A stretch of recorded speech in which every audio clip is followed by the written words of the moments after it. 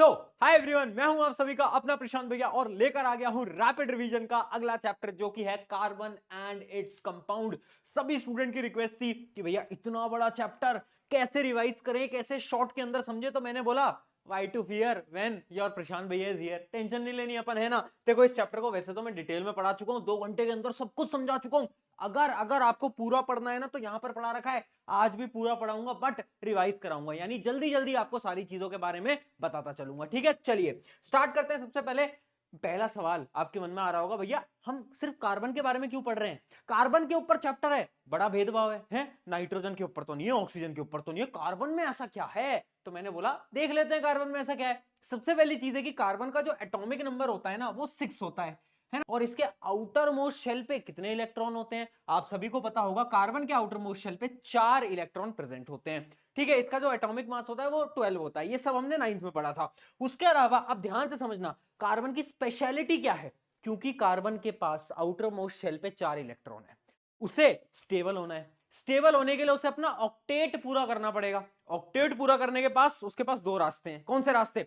या तो कार्बन क्या करे, या तो कार्बन बोले कि भाई देखो मैं ऐसा करता हूं कि मैं 4 इलेक्ट्रॉन कहीं से उधार ले लेता हूं, 4 + 4 8 हो जाएंगे। या तो मैं अपने 4 इलेक्ट्रॉन बाहर दे देता हूं। अब जैसे ही कार्बन ने किसी और से 4 इलेक्ट्रॉन मांगे तो दिक्कत हो गई। क्या दिक्कत हो गई? दिक्कत ये हो गई कि 4 एक्स्ट्रा इलेक्ट्रॉन आ गए, बट प्रोटॉन तो 4 ही थे और 8 अब इलेक्ट्रॉन हो गए।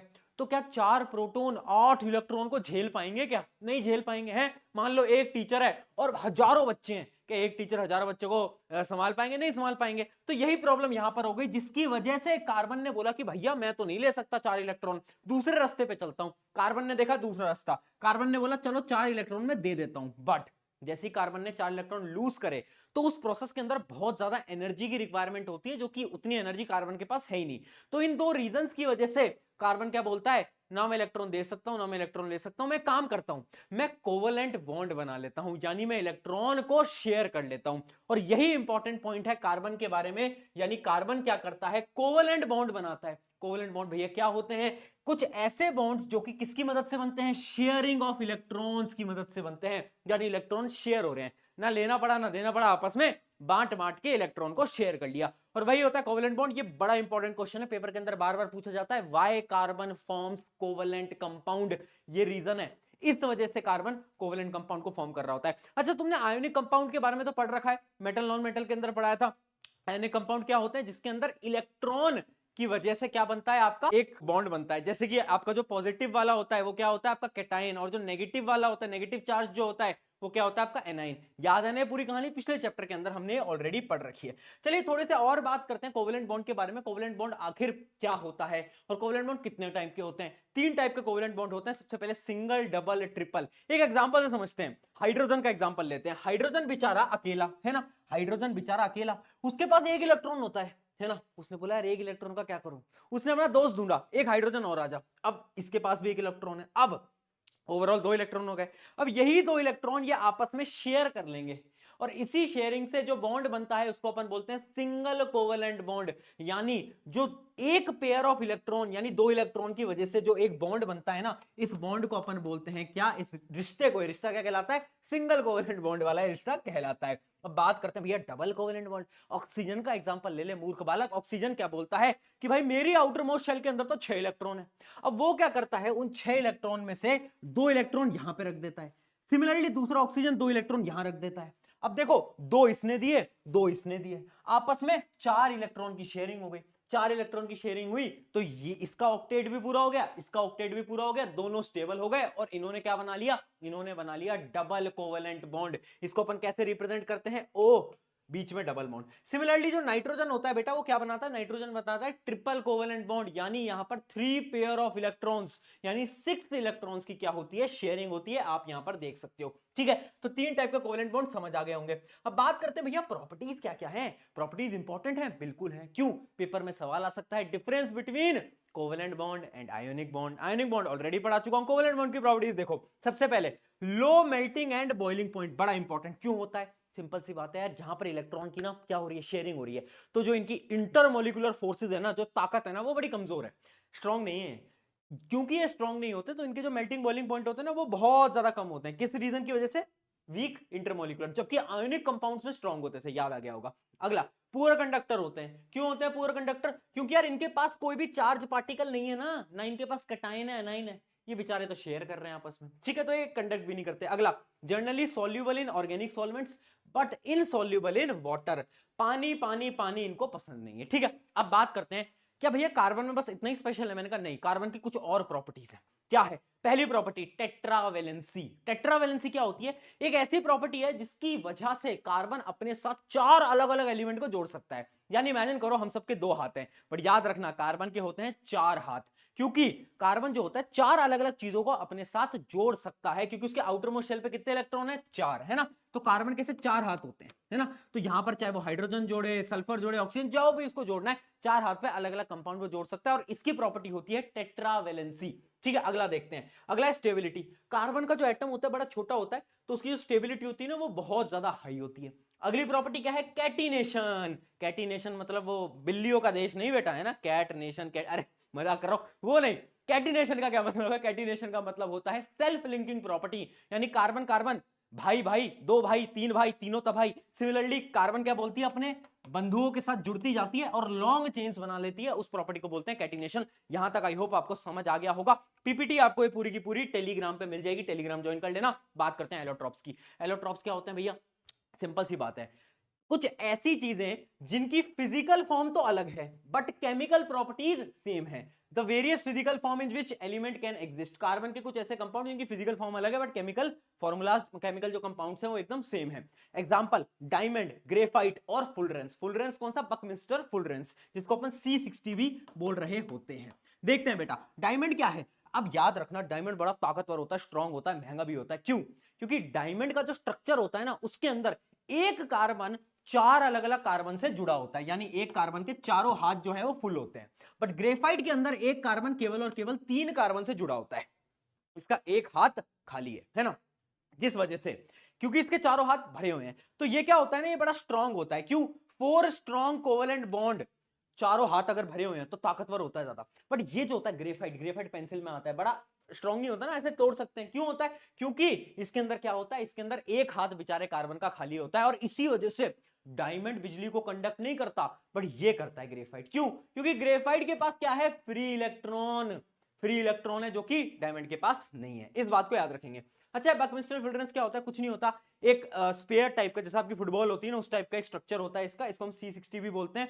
इसके अंदर क्या होता है? बहुत सारे हेक्सागन्स और पेंटागन्स होते हैं, यानी 6 कार्बन की चेन और 5 कार्बन की चेन बहुत सारी प्रेजेंट होती हैं, ठीक है। इनके यूजेस क्या क्या यहां पर लिखा हुआ है, डायमंड की प्रॉपर्टीज यहां पर लिखी हुई है, ग्रेफाइट की लिखी हुई है, सॉफ्ट यूज्ड इन पेंसिल्स, उसके अलावा आपकी फुलरेंस की भी प्रॉपर्टी लिखी हुई है, ठीक है। तो आप एक बार इनको वापस से रीड कर लेना। बेसिकली फुलरेंस आपका इलेक्ट्रॉनिक आइटम्स के अंदर यूज किया जाता है। इंपॉर्टेंट ये 2 हैं, ये नहीं। आगे बढ़ते हैं, अब बात करते हैं चेन के बारे में। देखो, हाइड्रोकार्बन क्या है? हाइड्रोकार्बन है हाइड्रोजन प्लस कार्बन, हाइड्रोकार्बन सबको मालूम है भैया।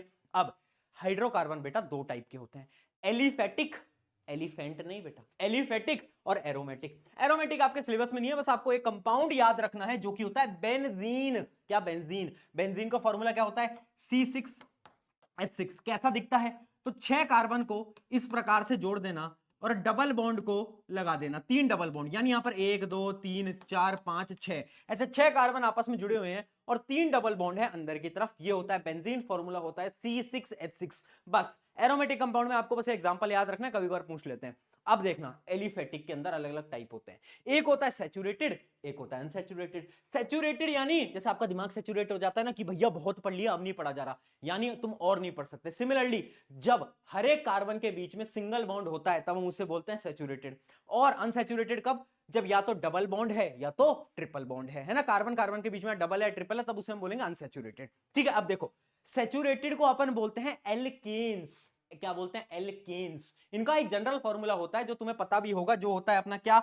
CnH2n+2।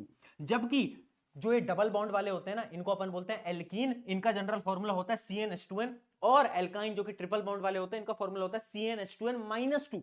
ये जनरल फॉर्मूले बेटा याद रखने, ठीक है।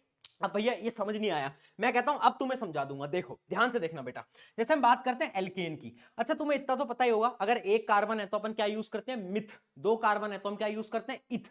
3 कार्बन है तो अपन क्या यूज करते हैं? प्रॉप। 4 में अपन बट यूज करते हैं ब्यूटी, उसके अलावा 5 में अपन टेंट, उसके बाद 6 में हेग्स और 7 के अंदर हेप्ट, है ना। 7 तक तुम्हें याद रखने हैं। अब देखो अगर एक कार्बन है वो हाइड्रोजन से जुड़ा है, सारे सिंगल बॉन्ड है, डबल बॉन्ड कहीं नहीं है, तो हम क्या बोलेंगे, एल्केन। तो जो एल्केन का एन है ना उसको जोड़ दो और इसका नामकरण हम कर देंगे, क्या बना देंगे, इसका नाम हो जाएगा मिथेन। मिथ एक कार्बन, एन क्योंकि सारे के सारे क्या है, सिंगल बॉन्ड। सिमिलरली अगर दो कार्बन आ गए, दोनों में सिंगल बॉन्ड है, तो दो में क्या आ जाता है, इथ, और सिंगल बॉन्ड है तो एन, इथेन। 3 कार्बन का प्रोपेन, 4 का ब्यूटेन, 5 का पेंटेन, समझ आ गया होगा। सिमिलरली अगर हम एल्कीन की बात करें तो बेटा एल्कीन का देखना, एल्कीन में क्या मिथीन नाम का कुछ हो सकता है, नहीं हो सकता। क्यों नहीं हो सकता, अरे भाई एल्कीन कब होता है, जब दो कार्बन के बीच में डबल बॉन्ड हो। अब भाई जब कार्बन ही एक है तो डबल बॉन्ड कहां मिलेगा, तो मिथीन नाम का कुछ नहीं होता, याद रखना, है ना। इसकी स्टार्टिंग होती है दो कार्बन से यानी इथीन से, है ना। इथ यानी दो कार्बन, डबल बॉन्ड यानी इन, तो इसका नाम हो जाएगा, इस कंपाउंड का नाम हो जाएगा इथीन, ठीक है। उसके अलावा प्रोपीन, ब्यूटीन, ब्यूटीन आएगा बेटा, यहाँ ब्यूटेन लिखा है बट इसको ब्यूटीन कर लेना, ठीक है, ब्यूटीन। उसके अलावा अगर हम बात करते हैं अगला जो कि अपना एल्काइन, एल्काइन यानी ट्रिपल बॉन्ड। ट्रिपल बॉन्ड कहां से स्टार्ट होगा, वो भी आपका इथाइन से स्टार्ट होगा। इथ यानी दो कार्बन, दो कार्बन के बीच में ट्रिपल बॉन्ड यानी YNE यानी इथाइन। सिमिलरली अगर 3 कार्बन के बीच में एक ट्रिपल बॉन्ड आ गया, प्रोपाइन। अगर 4 कार्बन के बीच में एक ट्रिपल बॉन्ड आ गया, ब्यूटाइन। ठीक है, ये बेसिक नेमिंग समझ आ गई सबको, कोई समस्या तो नहीं है। चलिए थोड़ी सी और एडवांस लेवल की नेमिंग की तरफ बढ़ते हैं, थोड़ा सा नेमिंग खेलते हैं ना, थोड़े नामकरण करें जाए, क्या क्या बोलते हो, नामकरण करें, चलो आ जाओ कुछ नामकरण करते हैं। उसके लिए हमें जानना पड़ेगा कुछ फंक्शनल ग्रुप्स के बारे में। फंक्शनल ग्रुप क्या होते हैं, फंक्शनल ग्रुप कुछ ऐसे एलिमेंट्स होते हैं जो कि जुड़ जाते हैं, यहां पर डेफिनेशन में लिखी है, in hydrocarbon hydrogen atom can be replaced by other atoms. वो एटम जुड़ जाते हैं और प्रॉपर्टीज को बदल देते हैं, है ना, तो उसको हम बोल देते हैं क्या, उसको अपन बोल देते हैं फंक्शनल ग्रुप। अब फंक्शनल ग्रुप की बेटा नेमिंग ध्यान से समझ लो, मुझे पता है तुमने पढ़ रखी है बट वापस से रिवाइज कर लो। देखो पहली चीज हेलोजन, हेलोजन के अंदर 3 चीजें आती हैं, chlorine, bromine, iodine.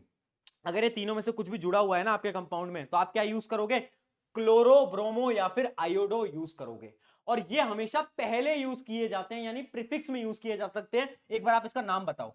3 carbon, 3 carbon का मतलब क्या भैया, 3 कार्बन से मेरा भेजा चला, मेरा दिमाग चला और मेरे दिमाग ने बोला 3 कार्बन यानी प्रोपेन। मैंने कहा बहुत बढ़िया। अब देख क्लोरीन जुड़ा हुआ है, यहां देख क्लोरीन जुड़ा हुआ है, क्या नाम बोलेगा, क्लोरो, क्लोरो प्रोपेन। क्या बन गया, क्लोरो प्रोपेन, बहुत बढ़िया। अगर यहां पर ब्रोमीन होता तो ब्रोमो प्रोपेन, अगर यहां पर आयोडीन होता तो आयोडो प्रोपेन, बहुत बढ़िया, है ना। और याद रखना अगर अगर अगर मान लो 3 कार्बन में क्लोरीन बीच वाले कार्बन पे जुड़ा हुआ है, अब क्या करोगे, अब नंबरिंग करोगे बेटा, है ना। हमें बताना तो पड़ेगा कौन से कार्बन पे जुड़ा है, दूसरे कार्बन पे जुड़ा है ना, सेकंड कार्बन पे जुड़ा है, तो अब नाम क्या हो जाएगा, अब नाम हो जाएगा 2 क्लोरोप्रोपेन, या फिर ऐसे भी लिखते हैं क्लोरो 2 प्रोपेन, आप अपने हिसाब से लिख सकते हो, दोनों ही सही है ना। तो इसका नाम क्या हो जाएगा, 2 क्लोरोप्रोपेन, ठीक है, ऐसे लिखना है। अगला देखते हैं, अगला फंक्शनल ग्रुप है बेटा अल्कोहल। ये वो अल्कोहल नहीं है जो कि तुम सोच रहे हो, पिट जाओगे, फोकस करो। देखो अल्कोहल यानी अगर OH ग्रुप आ जाए, OH है ना, O और H आपके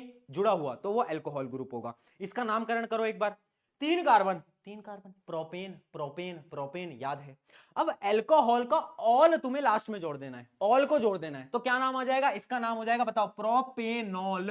क्या हो जाएगा, नाम हो जाएगा प्रोपेनॉल। बस OL लगा देना है, OL लगा देना है, बस इतना कर दो, प्रोपेनॉल, ठीक है। उसके अलावा एल्डिहाइड, एल्डिहाइड कब होता है, जब आपके फर्स्ट या फिर लास्ट कार्बन पे डबल बॉन्ड ऑक्सीजन जुड़ा होता है। अगर ऑक्सीजन या तो फर्स्ट पे जुड़ा है या तो लास्ट पे जुड़ा है, अगर इन दोनों में से किसी पे भी जुड़ा है तो पकड़ लेना, पकड़ लिया क्या, एल्डिहाइड है, ठीक है, उसको पकड़ लेना। और उसकी नेमिंग कैसे होती है, लास्ट में बस AL लगा दो। जैसे इसका नाम क्या होना चाहिए था, 3 कार्बन यानी प्रोपेन, लास्ट में AL आ गया तो प्रोपेनल, प्रोपेनल नल ठीक है, प्रोपेनल। सिमिलरली कीटोन, कीटोन कब आएगा, जब बीच वाले कार्बन में पहले और आखिरी को छोड़ दो, बीच वाले कार्बन पे अगर तुम्हें दिख रहा है ना डबल बॉन्ड, तो डबल बॉन्ड ऑक्सीजन, तो बोल देना ये तो क्या है, कीटोन, और इसका नाम क्या हो जाएगा, वैसे इसका नाम क्या है, प्रोपेन है। लास्ट में तुम्हें बस ऑन जोड़ देना है, यानी इसका नाम हो जाएगा प्रोपेनॉन। क्या बोला मैंने, प्रोपेनॉन, ऑन को आपको लास्ट में बस जोड़ देना है, ठीक है। अगला देखते हैं कार्बोक्सिलिक एसिड। कार्बोक्सिलिक एसिड कब होता है, जब आपके पहले या फिर आखिरी कार्बन पे, आपके पहले या फिर आखिरी कार्बन पे बेटा ध्यान से समझ लो क्या जुड़ा होगा, या तो आपका दोनों होंगे, डबल बॉन्ड ऑक्सीजन भी होगा, साथ साथ में OH भी होगा। जब ये दोनों आपको दिख जाए ना तो बोल देना ये क्या है, ये है आपका कार्बोक्सिलिक एसिड, और इसका नाम क्या हो जाएगा, वैसे इसका नाम क्या होना चाहिए था, इसका नाम ध्यान से देखो बेटा, प्रोपेन। बट क्योंकि ये कार्बोक्सिलिक एसिड है तो इसमें अपन लास्ट में जोड़ेंगे ओइक एसिड, तो इसका नाम हो जाएगा प्रोपेनोइक एसिड। अब ये क्लियर हो गया। अब देखो अगला देखते हैं। अगला है आपका एल्काइल ग्रुप। एल्काइल ग्रुप बड़ा इंटरेस्टिंग है। जब भी आपका कार्बन की एक चेन चल रही है और उस कार्बन की चेन में कार्बन अलग से आ जाता है ना, तो एल्काइल ग्रुप बन जाता है। भैया समझ नहीं आया, एक एग्जांपल लो। एग्जांपल से मैं आपको बताता हूं। इतने फंक्शनल ग्रुप तो आपको समझ आ गए। अब एल्काइल ग्रुप बेटा ध्यान से समझना, क्योंकि एल्काइल ग्रुप बड़ा इंपॉर्टेंट है। देखना बेटा, एल्काइल ग्रुप क्या है, जैसे कि ये है। देखो जब आपका एल्काइल ग्रुप आ जाए पता कैसे चलेगा, यानी देखो एक बार फटाफट से देखो, ये पूरी की पूरी एक कार्बन की चेन है, ठीक है। अब तुम्हें क्या करना है, तुम्हें दिख रहा है एक कार्बन अलग से आ गया भैया, है ना। एक ये देखो, ये यहां पर अलग से आ गया। तो इसकी नामकरण आपको कैसे करना होता है बेटा। स्टेप नंबर 1, सेलेक्ट दी लॉन्गेस्ट चेन। आपको क्या करना है बेटा, लॉन्गेस्ट चेन को यहां पर सेलेक्ट कर लेना है। लॉन्गेस्ट चेन कौन सी है बेटा, ये वाली, ये पूरी की पूरी चेन लॉन्गेस्ट चेन। इसका नामकरण कर दो 1 2 3 4 5, यानी इसका नाम हो गया पेंटेन, ठीक है। अब आप देखो ये जो नीचे जो जुड़ा हुआ है, ये कौन से कार्बन पे जुड़ा हुआ है, तो काउंटिंग कहां से करोगे, यहां से, यहां से, जहां से छोटा रास्ता होगा, तो यहां से गिनोगे 1 और 2। दूसरे कार्बन पे ग्रुप जुड़ा हुआ है, दूसरे कार्बन पे ग्रुप जुड़ा हुआ है, तो इस ग्रुप को हम क्या बोलते हैं, बोलो भाई, इसका नाम हो जाएगा मिथाइल, है ना, मिथाइल। तो इसका एग्जैक्ट नाम हो जाएगा क्या, 2 मिथाइल, 2 मिथाइल, आगे क्या आ जाएगा, पेंटेन, 2 मिथाइल पेंटेन। बस इतना सा, तो ये हो जाता है आपका एल्काइल ग्रुप, ठीक है। यहां तक एकदम क्लियर हो गया होगा, ठीक है। ये क्वेश्चन देख लो एक बार, इसको पॉज करके सॉल्व जरूर करना, थोड़ा टफ टाइप का है बट एक बार इसको सॉल्व करना। अच्छा उसके अलावा देखो, वैसे जो आपकी मैंने आपको स्ट्रेट चेन की सारी नामकरण आपको बता दिया है कि स्ट्रेट चेन के अंदर नामकरण कैसे करते हैं। मैंने आपको ब्रांचेस के अंदर भी नामकरण बता दिया है। ब्रांचेस यानी अभी तो बताया एल्काइल ग्रुप। एल्काइल ग्रुप वही तो था कि अगर एक कार्बन की चेन है, बीच में से एक ब्रांच आ जाए तो उसका नामकरण कैसे होगा। उसके अलावा एक और होता है जिसको अपन बोलते हैं साइक्लिक हाइड्रोकार्बन, यानी अगर एक साइकिल बन जाए, मान लो 3 कार्बन है और वो एक साइकिल की शेप में कनेक्टेड है। भैया साइकिल की शेप कैसी, कौन सी साइकिल, वो वाली, अरे नहीं भाई, 3 कार्बन साइकिल में कैसे जुड़ सकते हैं, ऐसे, है ना। अब इसका नाम क्या होगा, भैया इसका नाम तो प्रोपेन था ना। मैंने कहा नहीं, जब एक राउंड साइकिल बन जाए तो उसके नाम के आगे बस तुम साइक्लो लगा देना। क्या लगा देना बेटा, साइक्लो। तो इसका नाम हो जाएगा क्या, साइक्लोप्रोपेन। क्या हो जाएगा, साइक्लोप्रोपेन। क्या नामकरण समझ में आ गया, साइक्लो लगाना है, बाकी कुछ नहीं करना जब भी साइकिल बन रही होगी। अच्छा अगर 4 कार्बन है ऐसे, इसका नामकरण एक बार फटाफट से बता दो, क्या हो गया, साइक्लोब्यूटेन। बहुत बढ़िया, चलिए यहां तक आपको नामकरण पूरा का पूरा समझ आ गया होगा। अब बात करते हैं कुछ एक दो सवाल के, फटाफट से आंसर दो और मुझे बताओ। देखो पहला क्वेश्चन, ये आप देख पा रहे होगे, इसका नामकरण क्या होगा, तो सेलेक्ट दी लॉन्गेस्ट चेन। लॉन्गेस्ट चेन को आपने सेलेक्ट करा, इसको आपने नाम दिया, क्या है इसका नाम, बता दो यार, अरे बोलो, प्रोपेन। और दूसरे कार्बन पे क्या जुड़ा है, मिथाइल ग्रुप जुड़ा है, तो क्या हो जाएगा, 2 मिथाइल प्रोपेन। समझ आ रहा है, चलिए बेटा इस वाले को तुम्हें होमवर्क में सॉल्व करना है, ये आपका होमवर्क है।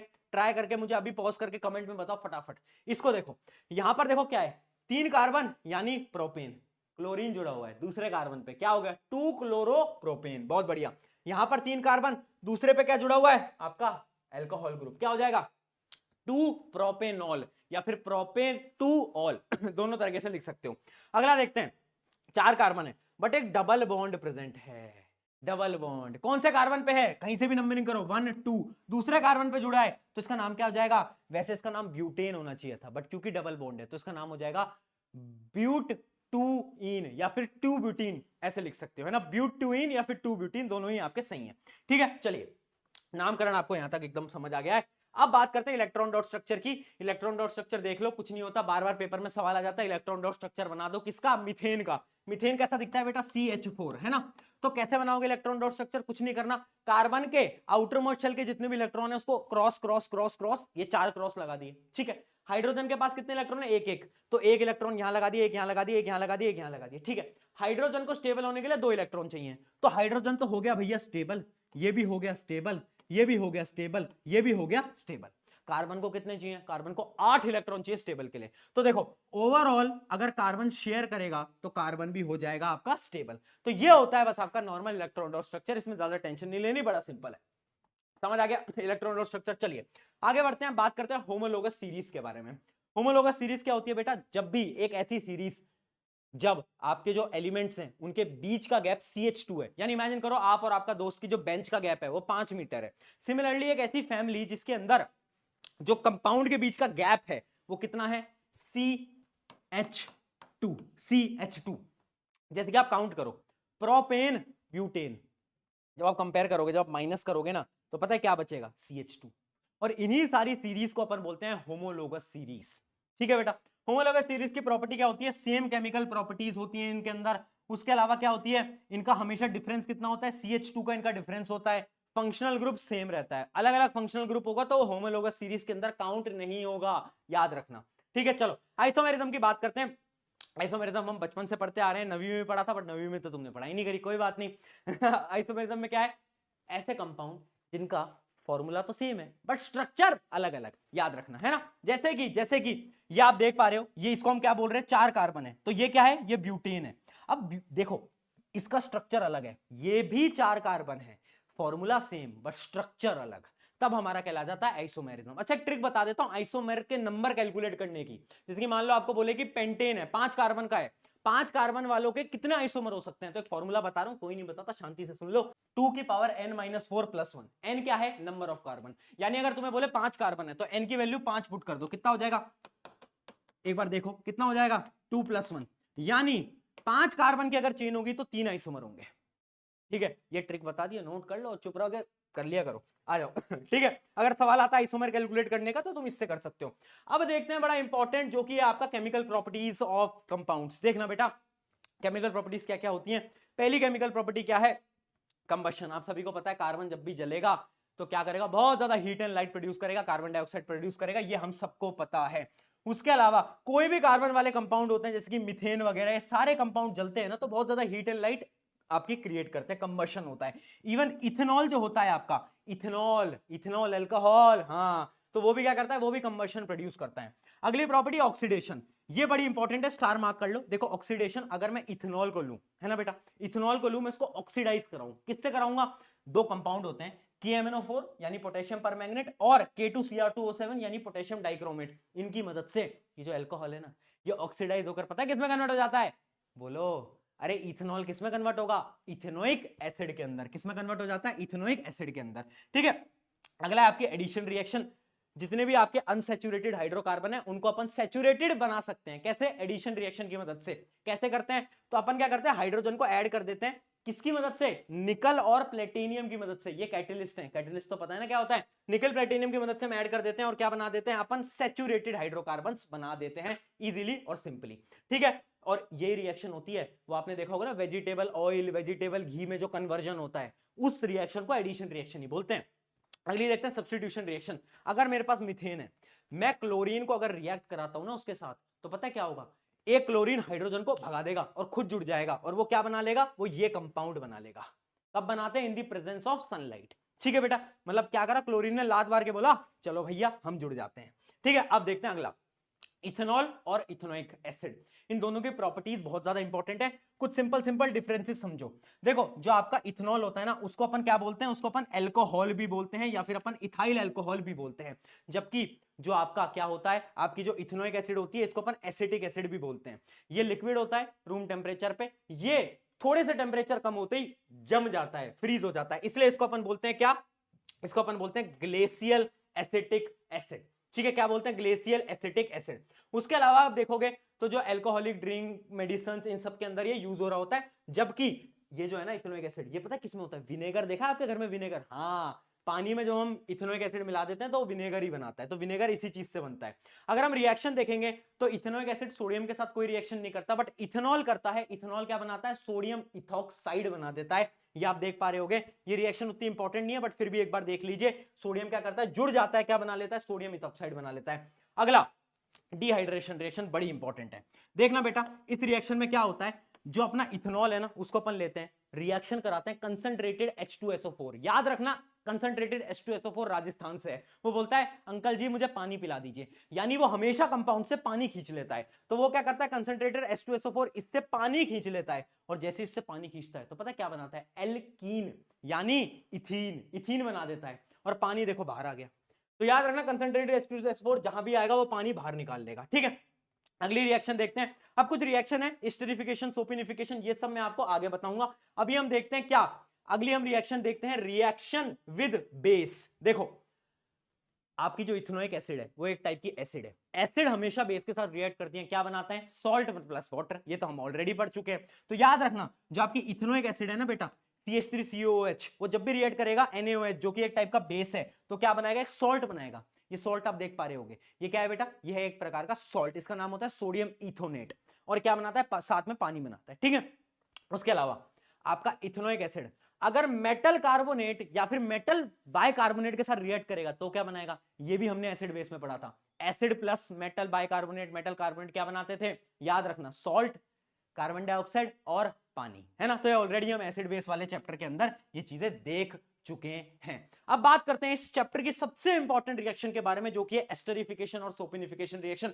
एस्टरिफिकेशन रिएक्शन में हम क्या करते हैं, इथेनॉल लेते हैं, इथेनोइक एसिड लेते हैं, आपस में मिलाते हैं in the presence of concentrated H2SO4। Concentrated H2SO4 बेटा क्या करेगा, बोलेगा अंकल जी मुझे तो पानी पिला दीजिए, पानी को खींच लेगा और क्या बना देगा, एस्टर बना देगा। क्या एस्टर, एस्टर होता है एक स्वीट स्मेलिंग सब्सटेंस।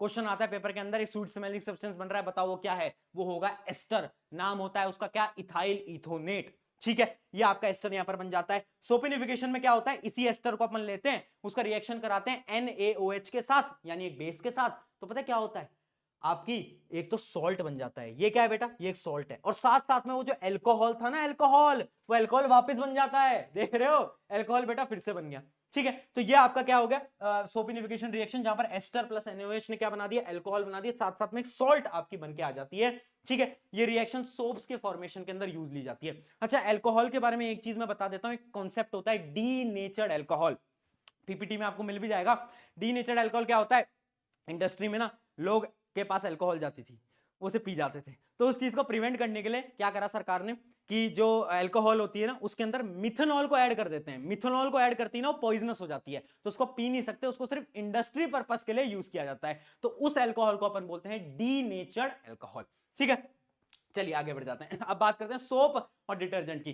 कैसे सोप और डिटर्जेंट क्लीन करते हैं, सिंपल सी बात है, देखना, सोप जो होता है ना उसके दो एंड होते हैं, एक एंड होता है आपका उसका हेड और एक होता है उसका टेल, ठीक है। क्या होता है, एक होता है उसका हेड और एक होता है उसकी टेल।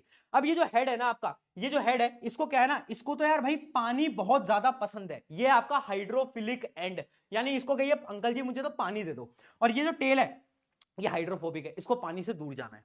अब होता क्या है, डर्ट मिल जाती है। डर्ट किस चीज की होती है, ऑयल की। तो क्या होता है, मान लो यहाँ पर डर्ट मिल गई, एक मोटी सी डर्ट मिल गई, तो टेल तो इस तरफ जा रही है और हेड कहां जा रहा है, हेड पानी में जा रहा है। ऐसे बहुत सारे सोप के मॉलिक्यूल्स हो जाते हैं, है ना, चारों डायरेक्शन में देखो सोप के ऐसे बहुत सारे मॉलिक्यूल आ जाते हैं इसके अराउंड। और ये जो पूरा स्ट्रक्चर तुम देख पा रहे हो ना बेटा, इस स्ट्रक्चर को अपन बोलते हैं क्या, इस स्ट्रक्चर को अपन बोलते हैं मिसेल। क्या बोलते हैं, मिसेल। ये जो पूरा स्ट्रक्चर है इसको अपन मिसेल फॉर्मेशन बोलते हैं। इसके अंदर क्या होता है, डर्ट ट्रैप हो चुकी है, ये जो ऑयल था ये ट्रैप हो चुका है। अब जो हम कपड़ों को घिसेंगे ना और पानी में बहा देंगे तो डर्ट बह जाएगी, और यही होता है आपका cleansing action of the soap, जो कि यहां पर एक्सप्लेन भी है। क्या होता है, याद रखना, oil dirt collects inside the micelle hydrophobic core, यानी जो टेल है वो डर्ट को अपने साथ जोड़ लेती है। हेड कहां है, पानी के अंदर है, तो अल्टीमेटली क्या होता है, एक मिसेल वाला स्ट्रक्चर बन जाता है। और क्या होता है, मिसेल फॉर्मेशन स्कैटर लाइट, यानी वो सारी की सारी चीजों को बाहर भी निकाल देता है। तो यहां पर पूरा का पूरा लिखा हुआ है, ठीक है। तो ये आपका मिसेल फॉर्मेशन हो गया।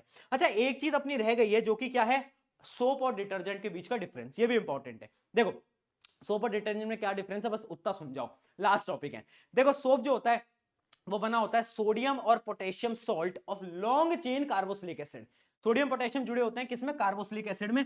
तो अब उसे हम बोलते हैं क्या, उसे हम बोलते हैं सोप। बट डिटर्जेंट क्या होता है, डिटर्जेंट होता है sodium salt of sulphonic acid. Sulphonic acid में जब सोडियम सॉल्ट जुड़ जाते हैं तो क्या होता है, ये आपके बना देते हैं डिटर्जेंट। तो याद रखना, डिटर्जेंट और सोप के अंदर सबसे बड़ा डिफरेंस है कि ये जो है आपका कार्बोक्सिलिक एसिड की चेन्स होती हैं, जबकि ये किसकी हैं, sodium salts of sulphonic acid, carboxylic acid की नहीं है। उसके अलावा देखो इनका स्ट्रक्चर तो सेम है, बट सबसे इंपॉर्टेंट डिफरेंस है, सोप सिर्फ और सिर्फ सॉफ्ट वाटर में काम करते हैं, हार्ड वाटर में नहीं, बट डिटर्जेंट दोनों में काम करते हैं। अच्छा, सॉफ्ट वाटर और हार्ड वाटर में क्या डिफरेंस होता है, कुछ नहीं होता। हार्ड वाटर वो होता है जैसे आपका ग्राउंड वाटर नहीं है, उसके अंदर मैग्नीशियम और कैल्शियम के सॉल्ट प्रेजेंट होते हैं, है ना, वो आपका हार्ड वाटर होता है। सॉफ्ट वाटर होता है जिसके अंदर मैग्नीशियम कैल्शियम के सॉल्ट नहीं होते, ठीक है। अब सवाल आता है कि सोप क्यों काम नहीं करता हार्ड वाटर के अंदर, तो याद रखना, क्योंकि सोप क्या करता है, स्कम फॉर्म कर देता है। क्या बेटा, स्कम। स्कम एक सब्सटेंस होता है जो फॉर्म होता है, क्यों, due to calcium and magnesium ion in the